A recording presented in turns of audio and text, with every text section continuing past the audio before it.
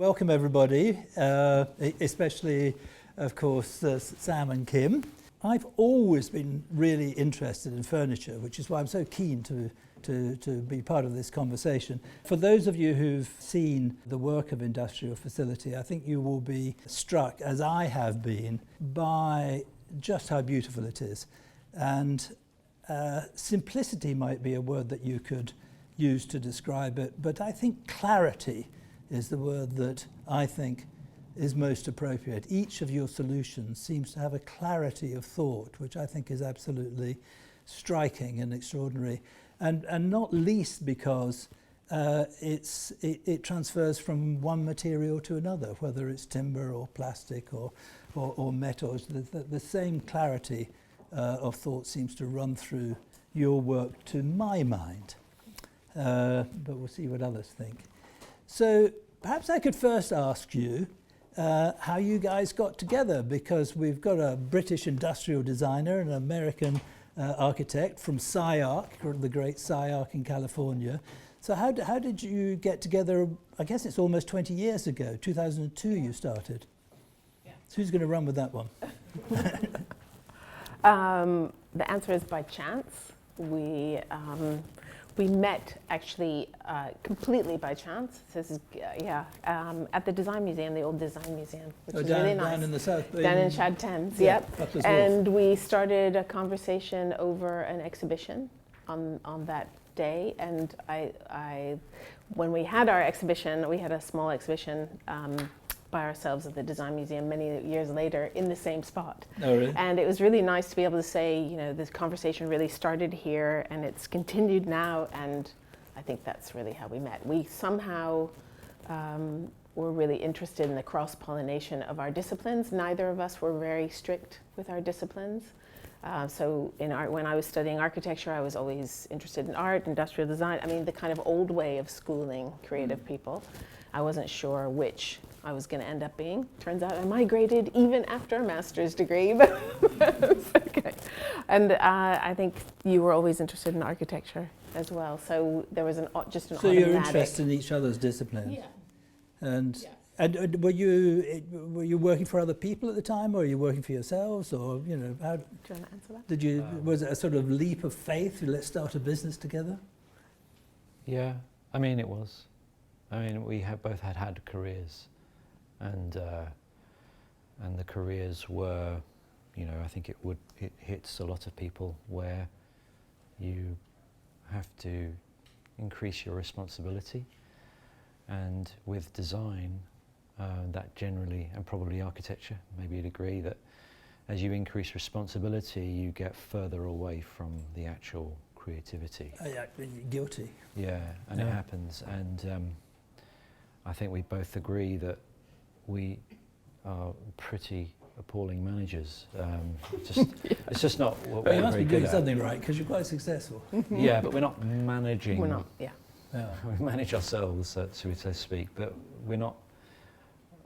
The responsibilities are for the creativity, as it were. So I guess you must have had go-to clients, as it were, that you could approach when you started, but the attraction was to actually get back to designing things, was it?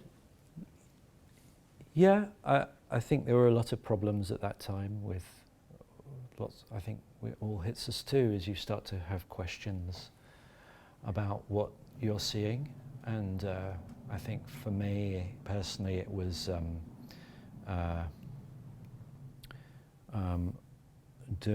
working on a project to do work,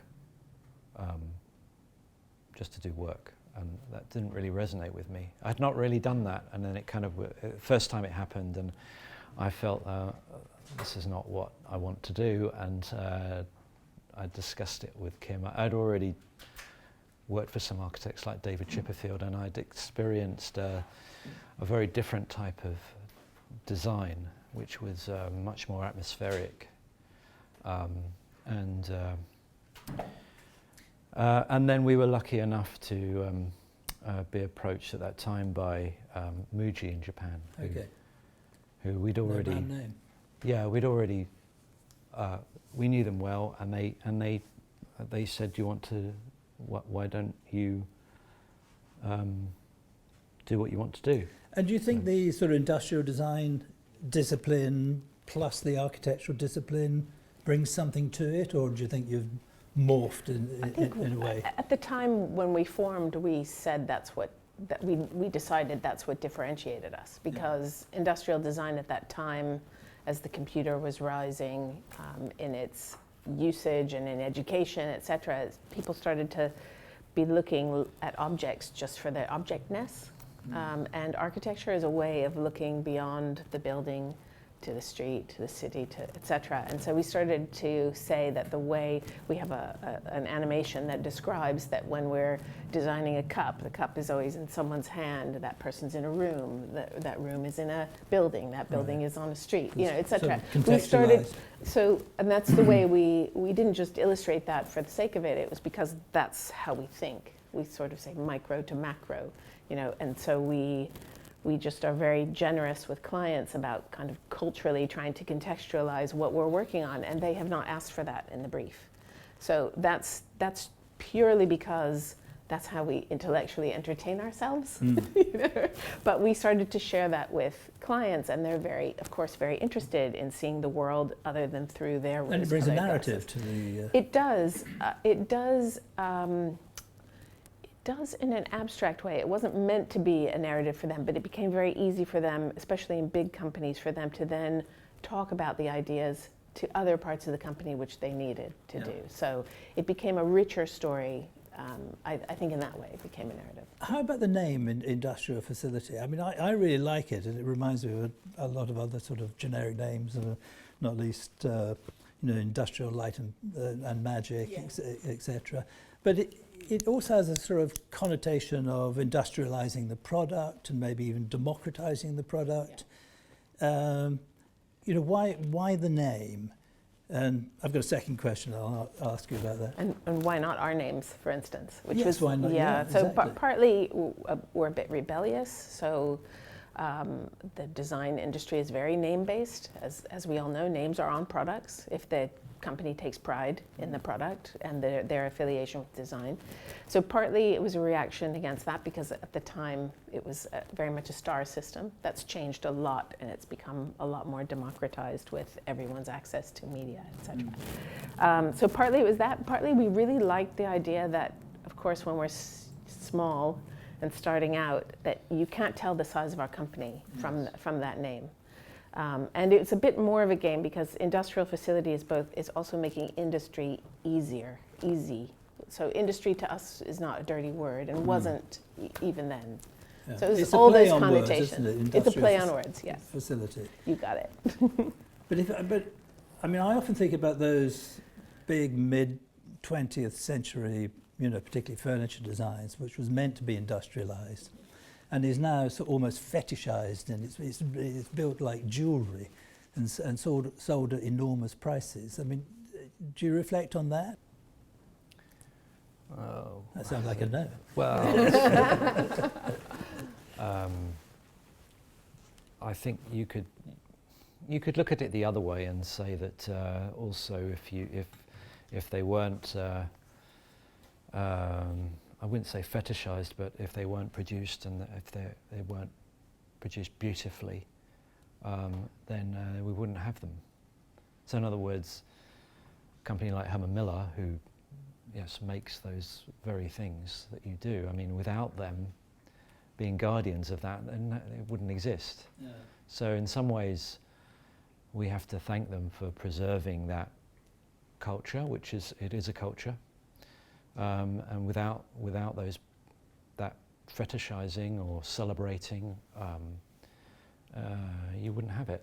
So I don't really mind. Well, it certainly preserved it for those mid-century ones. Yeah, I mean, I think 60, 70 I think years. you're right in that. Yes, it's true. The accessibility of it is far less than when it came out. That's true. Certainly, if you're in LA. The modern furniture was super easy to access. It wasn't a big deal. Yeah, well, it came out of the aerospace industry, so all the technology from the aerospace industry. So I agree with that. Of course, there's lots of but then again, the stuff that is accessible now, most of it is pretty rotten stuff. So it's not like we've moved forward particularly well with that word accessibility. Well, it brings us to the relationship with Herman Miller. How you worked with Herman Miller a lot, I think. How did that relationship happen? And I'm very interested in the conversation that you have with Herman Miller as a client. I mean, how did it happen? How does the briefing happen? You know, how does the conversation happen during the development of the design? It's taken many different shapes over time. We have worked for them for how many years would you say? 15 years. 15 years, maybe?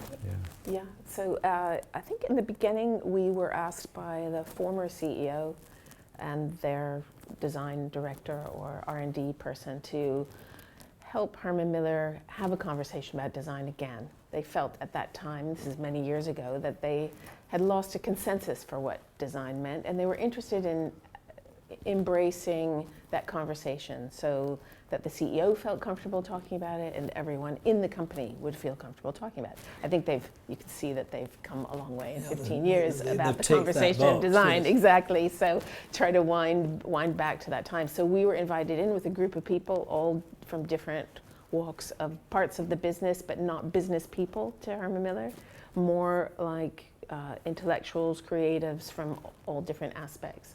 And they wanted to genuinely know the conversation. They wanted to genuinely have a conversation. And it turned out to be a very high level conversation that over the years has percolated through their business and taken many shapes. So that's how we started, not with a commission, not with a brief. Okay. So what happens when they commission you? How does that run? Well, they didn't commission us for the first 3 years. So we were just talking. We were just talking. We were talking a a lot. long conversation. It was super long. Really, really incredible, actually. That was fine because the conversations were terrific, I have to say. Very animated and very transparent. Certainly it was a moment in their history where they decided to re-engage with design. They'd kind of left it a bit. After 3 years, they said, okay, would you like to, because what we were doing as well in that role was we were reviewing and critiquing other designers' work. Yeah, so it was almost like teachers. I mean, Kim still teaches a lot, so teaching and is kind of in our you were teaching too at the time. In our blood, so that was fine. Yeah. And then they asked if we would like to design, so we said, well, we'll only do it if we step away from critiquing their work. They'll have to get a design director, proper design director to do that role, which they did. And then that design director then asked us to do a project, which I think was this sofa, this wireframe sofa. No, it was. I admired. And that I admired that in the showrooms so much because it's so light. Yeah, it was designed again to tell you how it works, and it's not too dissimilar from other clients, but there is a brief, a consensus. But I think that our work is not answering the brief, it's using the brief as a question. Yeah, it's kind of like that. So they didn't ask for that sofa, they just asked for a sofa that was for, I can't even remember, it so long ago, but there were probably some, maybe there were 20 pages, but it doesn't really mean very much because it's about provoking a question about what a sofa is, and so that means that with every project we have to inevitably build our own constraints. Yeah, so our constraint with that sofa was to say, okay, I'm living in New York on the 8th floor and I have no lift. Yeah, I remember that. How can I get a sofa up and Kim down? told me this earlier. So you can carry that light wireframe up the stairs. Correct. So one person can carry up the frame and then the other person can carry up the cushions. and then it's big enough to get through a door. Sorry, it's small enough to get through a a door, Yeah. and then you lay it down, and then you put the cushions in. Yeah. Then the next constraint is, well, how can you make it comfortable? Yeah, because there's no padding. And that then leads to a conversation about R&D, with the R&D, with the engineers, and you notice one engineer said, well, actually been working on this healthcare seat that has this really interesting webbing that you injection mold, and it's about the size of your palm, and then you can literally just stretch it. Right. And it's a polymer that means that when someone sits on it, if you sit there and I'm already sitting there and I sit on the other sofa and I'm really heavy, you won't bounce up. Oh, right, okay. Yeah. So it has an independence. Yeah, exactly. So in other words, we're building our own constraints, and then we're developing the design. And is that typical It's for really all of your typical. products? You build Yeah. a functionality constraint and then solve the problem that you've set yourself. Yeah, Yeah. exactly. I mean, sometimes we do it with them. So like the latest So there's a one. lot of dialogue between you? Oh yeah. Yeah? Yeah, there's a lot of dialogue. It's not they give you a brief and 3 months later you say, there it is. Is there a sort of constant conversation? I think they do leave us alone for a period. I mean, we demand that anyway. Demand, I love that. Demand. I'm going to try demanding my clients, see how that goes down. And then we make a presentation that's very much rooted in reality.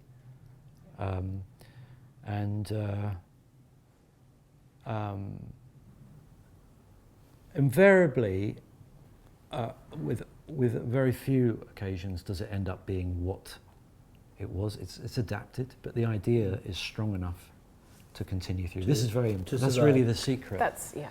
If you don't have that idea, like I'm in New York living on the 8th floor and I've got to get a sofa up, if that idea is not strong enough, it's like, well, that's really interesting. I mean, how can you do it? How can you do it? I have no lift. I think that's That pulls the project through to the end. And it doesn't really matter if your first design is good or bad. It doesn't matter because the idea is it's like you're salivating over it. It's too strong to ignore.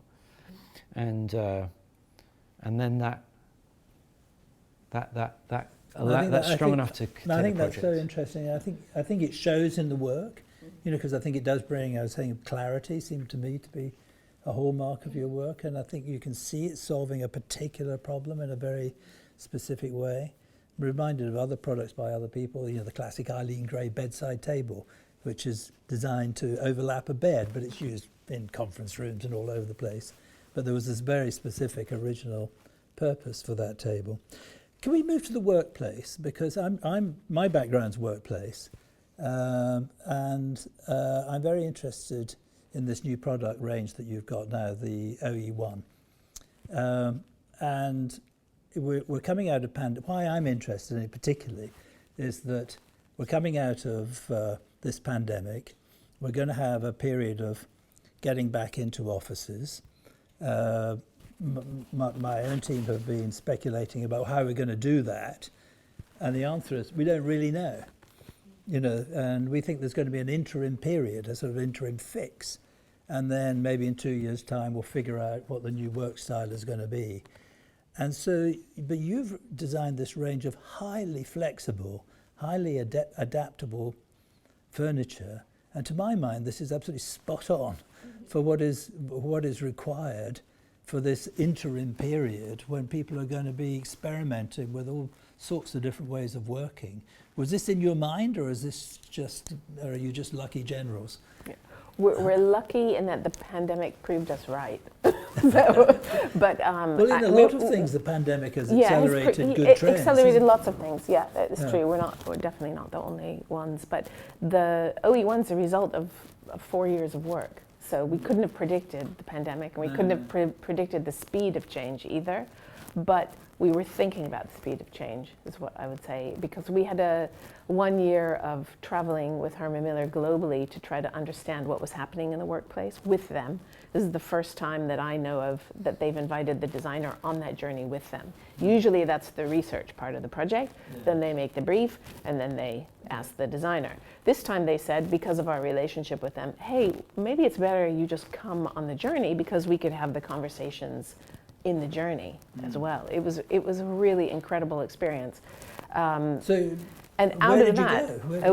we went across the US. We were also in Europe, and some of the team were also in Asia. So really, Did you it go down was to really Australia? global. Very Some interesting. people did. Yeah. Yes, some people did. Some Very some advanced execs did. workplaces in Australia. Yeah.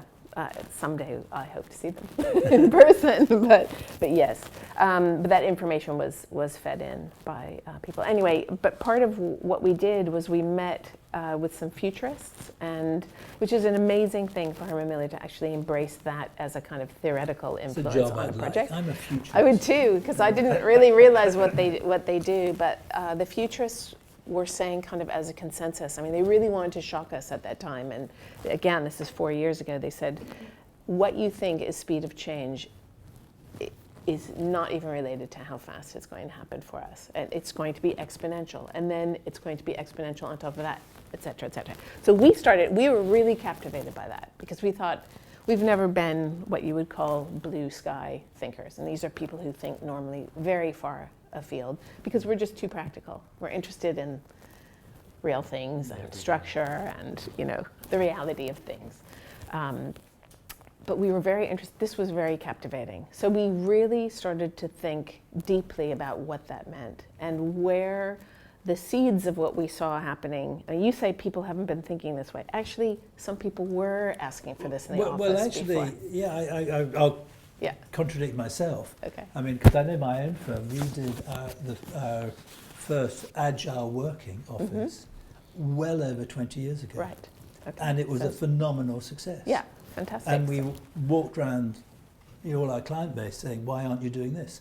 And they're going, we're making too much money to bother. Wow. It was really interesting. And of course, the iteration cycle in the workplace is quite long. Yeah. People build a fit out, they spend, £150 a foot on it or something, and they want to use it for 15 or 20 years. Yeah. So the iteration cycle has inhibited innovation. But now we've got a bomb in the water. Yeah, but we've also looked at it, from the side of real estate too, because at the time leases were 10 years long for a single tenant, and 10 years was considered could be a relatively short contract, but standard was 10 years. Yeah. Those real estate people said, we want people who want 5 years now, and then they've gone to 2, and now they've gone to 1, and we've got work clubs, and we've got, so there was already change in the whole economics of the industry as well. So we weren't looking only at the practical aspects of working, but all the influences and all the pressures on real estate as well were driving it. So that was really the trick, was the exponential. So if you saw that the leases were 10 years, and then when we talked to the real estate people, because I think that's what we did with OE1, was that we said, well, we are going to kind of delve into the future. It's not something we normally do, but we're going to do it as though it were reality. Yeah? So then you ask the question, well, what happens if it is 2 years? Well, you realise very quickly that actually systems furniture doesn't unfortunately work, because when you buy systems furniture, you're building a system, and that system is supposed to be expansive and contractive, but actually it's an enormous amount of work to do that. It's just not, and we're guilty of it ourselves, because we produced a beautiful piece of work called Locale, which was a system, but it's just impossible to, it's very, very difficult. If you were to ask the interior designers, they won't touch it because they can't do it. They don't have the time. Their time is pressured. So what happens when the interior designer's time is cut in half? They can't even do the drawings. You ask these questions, and that's when we went back to Herman Miller and said, I'm so sorry, but it looks like systems furniture is not going to answer these fundamental questions that people will be asking. Yeah, it needs something much more furniture-based and less systems-based. And you're quite right. It's a really hard pill to swallow because that's your bread and butter. Yeah, but you have to hand it to them because they put there's particularly the new CEO said, we're going to do it. Yeah, we're going to do it. Even when the pandemic arrived, she said, we're going to do it. And so, she didn't have to do that. She could have paused everything, but she said, no, we're going to do it because this is already answering some of the things that people are talking about. Yeah. What if I'm, it's not so much with the leases, but now it's a situation where I want to work at home for a couple of days. I quite enjoy it. It means I can get my deliveries and I can do all of these things, which I can get a haircut and I don't have to go at the weekend. Things like this. They're kind of, they're like human things that we do. So then the office starts to become something else. And it has to be activated in a different way. Yeah, I think it's so interesting. I think the purpose of an office has been redefined by the pandemic. And I mean, it used to be a place where you just got up in the morning, you went to do everything. Even sit at a desk and do email that you could have done at home. And now I think it's going to be much more a place where you go to meet for all sorts of different purposes. Formal meeting, informal meeting, mentoring, inspiring, overseeing. The meeting, purpose I think is, much more than it ever has been. But of course you can't meet all day. You still have to work there, and so the multiple work setting thing is. Yeah, I mean the other thing, you can't plan when a great idea comes. You can't plan it for a certain time in a meeting in a room either. Yeah. So I mean there is a fluidity now about when great ideas happen and how they're shared, and they will be shared both in person and virtually for sure. And how you capitalize on those and how you accelerate them. How you accelerate them into something productive, that becomes really interesting because the recipe used to be only in person. Everyone was in person, so there was a kind of evenness, and the chance was even. Well, yes, I think that's a very interesting thing. Wait, how long have we got? Are we okay? 5 minutes, okay. I think it's really interesting. When everything was in person, it was easy because everybody was there. When everything's on Teams, it's easy because you're playing this celebrity squares game with, and in many ways quite democratic because everybody's got the same seat at the table, But now, I mean, I've been involved in a number of hybrid meetings. That's not easy. When you've got 4 or 5 people down the line and 4 or 5 people in the room, and people are trying to balance the two, and actually we don't have the settings or the technology that works properly, in my view, for those hybrid meetings yet.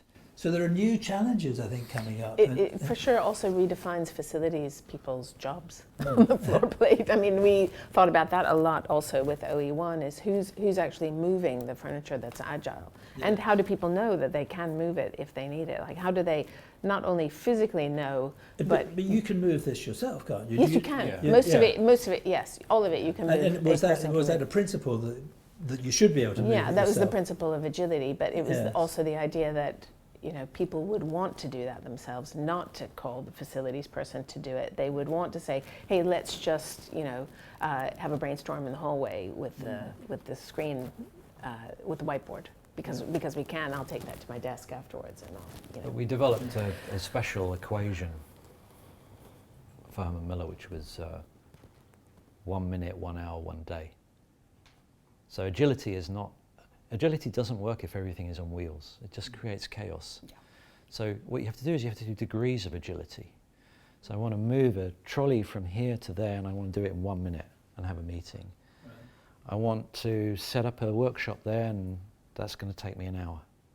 Or I want to completely redo this layout of this office in this area, and it's going to take me a day. So you can't expect everything to be 1 minute because it will just be chaos. And some of that's DIY, and some of it. Some of it you need tools. You need tools. but you can do it.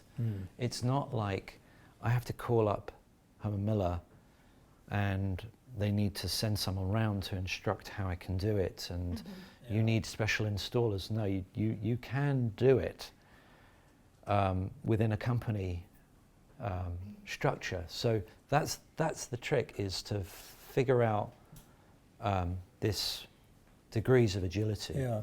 And is this range going to expand, do you think?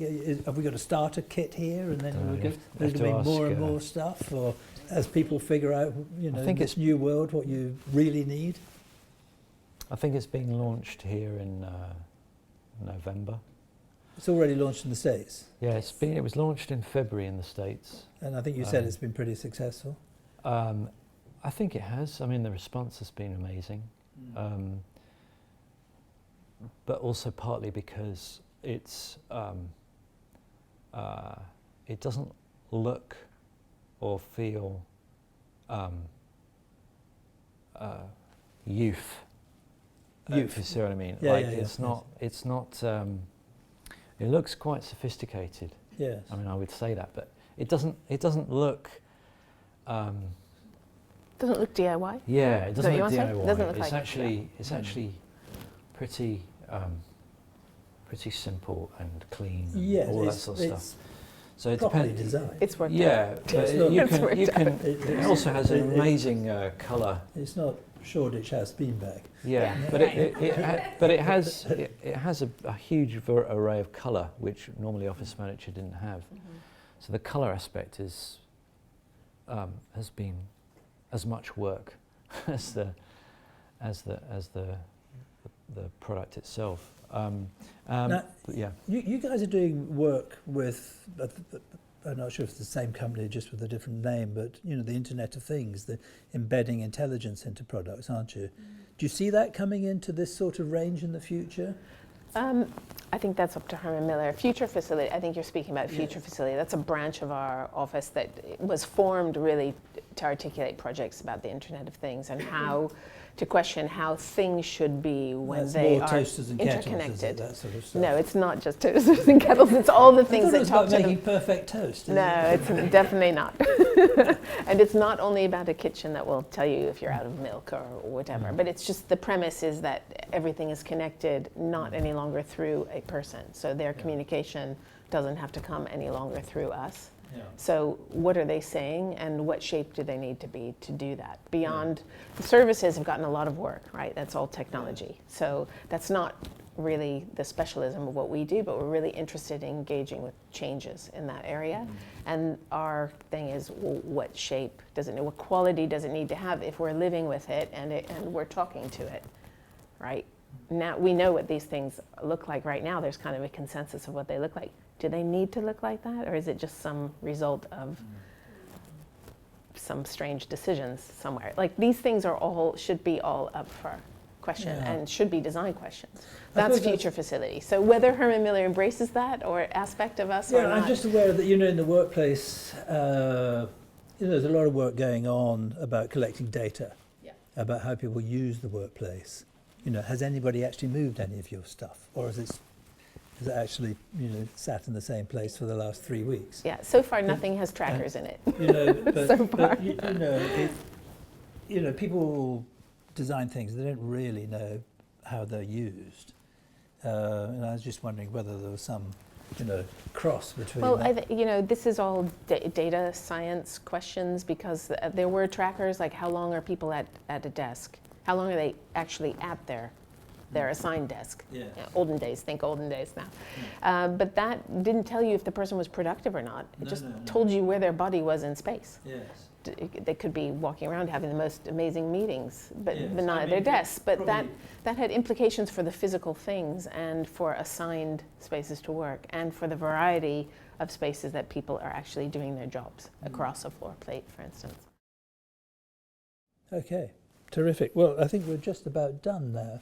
So can we thank Kim and Sam and